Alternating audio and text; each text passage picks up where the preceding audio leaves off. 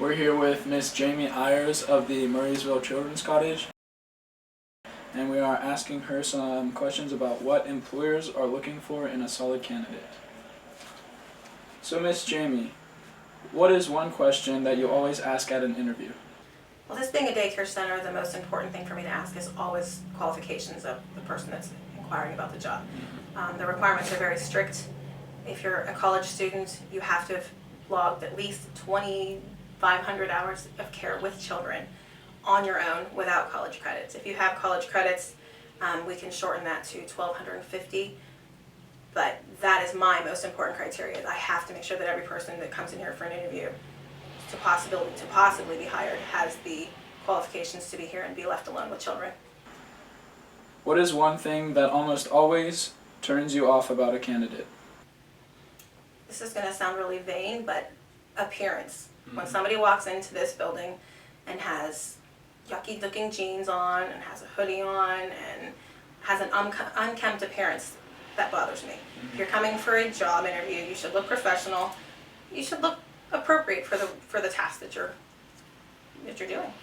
What is one piece of advice that you would give to future interviewees? Be yourself.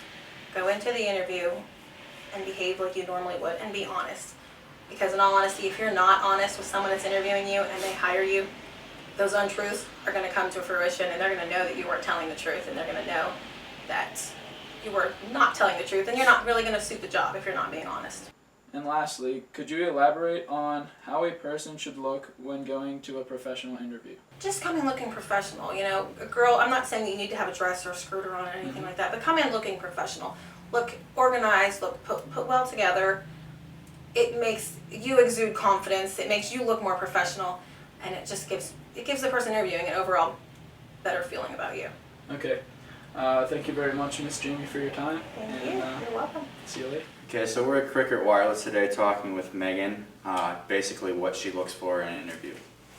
First question is going to be, what is one question that you always ask in an interview? We always seem to ask people, like, why should we hire you? What makes you a good employee for us? What is one thing that almost immediately turns you off about a candidate? They don't look me in the eye during the interview. What is one piece of general advice you would give to a future interviewee? You should always dress appropriate. You'd be surprised how many people show up in inappropriate clothing.